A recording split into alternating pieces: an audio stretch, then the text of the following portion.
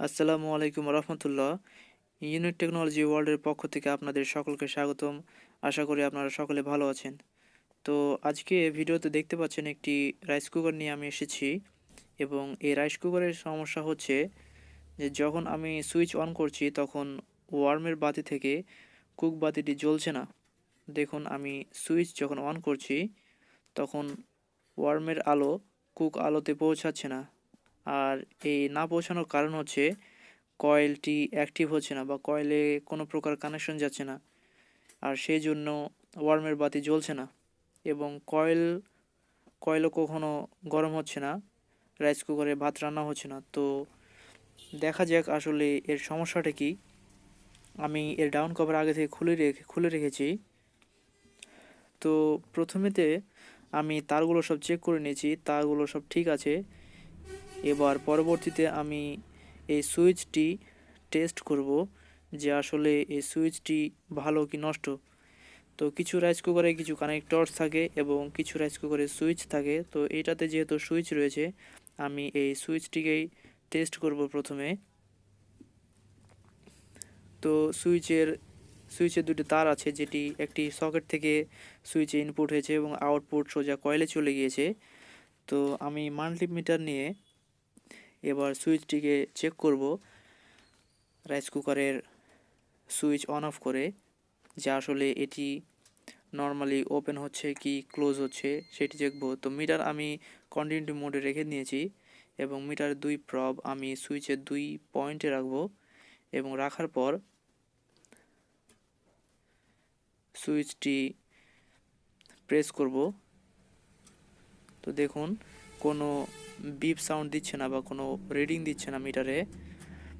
কারণ যখন আমি সুইচটি প্রেস করব তখন এখানে বিপ সাউন্ড দেওয়া উচিত, বা ভালো একটি সুইচ অবশ্যই বিপ সাউন্ড দিবে বা কিছু রিডিং দেখাবে।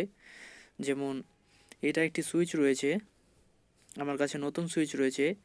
তো এর ওপরে পয়েন্ট হচ্ছে কমন পয়েন্ট। তো কমন পয়েন্টে আমি একটি পয়েন্ট ধরে নেব,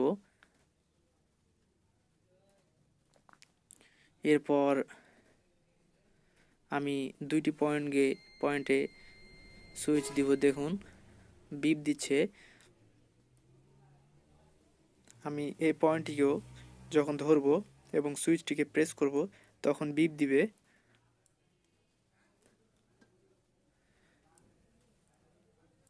তো দেখুন, আমি সুইচটিকে প্রেস করব এবার।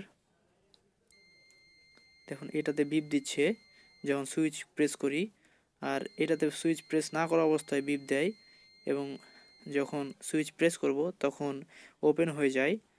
তো একটি ভালো সুইচ সব সময় বিপ দিবে এবং সুইচ প্রেস করলে ওপেন হয়ে যাবে, কিন্তু এখানে কোনো বিপ দিচ্ছে না, সব সময় ওপেন থাকছে। সুইচ প্রেস করা অবস্থাতেও ওপেন থাকছে এবং নর্মাল অবস্থাতেও ওপেন থাকছে। তো প্রধান সমস্যা হচ্ছে এই সুইচটি নষ্ট হয়ে গেছে। তো এবার আমি এই সুইচটি খুলে নেব।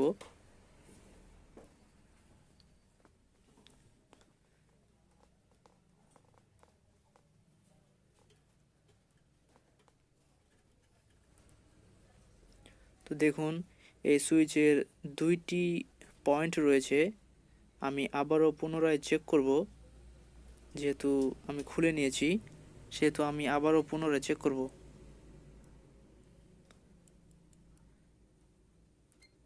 তো দেখতে পাচ্ছেন মিটারে মাঝে মধ্যে বিপ সাউন্ড দিচ্ছে এবং আলো জ্বলছে, মাঝে মধ্যে রিডিং দিচ্ছে, কিন্তু আবারও ওপেন হয়ে যাচ্ছে। কারণ এর ভেতর থেকে লুজ কানেকশন তৈরি হয়েছে, এর জন্য এটি সম্পূর্ণভাবে নষ্ট হয়ে গেছে। এটি আর রাখানো যাবে না, এটি সম্পূর্ণভাবে চেঞ্জ করতে হবে, আমাদের একটি নতুন লাগাতে হবে। তো এই সুইচে দেখুন দুইটি পয়েন্ট রয়েছে, কিন্তু আমার কাছে যেটি আছে বা বাজারে যেগুলো রেগুলার কিনতে পাওয়া যায় সে সকল সুইচে তিনটি পয়েন্ট থাকে। যেমন দেখুন, ওপরেরটি হচ্ছে কমন পয়েন্ট, এবং নিচের যে 2-3 পয়েন্ট রয়েছে, 2 নম্বরটা হচ্ছে নর্মালি ক্লোজ এবং 3 নম্বর পয়েন্ট হচ্ছে নর্মালি ওপেন। তো আমরা সব সময় কমন থেকে নর্মালি ক্লোজে রাখবো, নর্মালি ওপেনে কখনো রাখবো না, সবসময় নর্মালি ক্লোজে রাখবো, মানে কমন থেকে 2 নম্বর পিনে রাখবো। কমনটি হবে ইনপুট কারেন্টের, এবং নর্মালি ক্লোজ মানে 2 নম্বর পয়েন্টটি হবে আউটপুট কারেন্টের। তো এই দুইটা পয়েন্টে আমি তার কানেকশন করে দেব, তাহলেই সুইচ কানেকশনের কাজ শেষ হয়ে যাবে।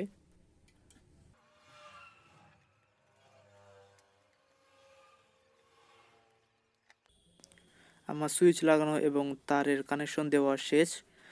এবার আমি টেস্ট করব। তো প্রথমে দেখুন, ইনপুট যেটি লাইন রয়েছে, যেটি কারেন্টের সকেট থেকে সোজা চলে গিয়েছে সুইচের কমন পয়েন্টে, এবং সুইচের আউটপুট হয়ে একটি তার চলে গিয়েছে সোজা রাইস কুকারের কয়েলে।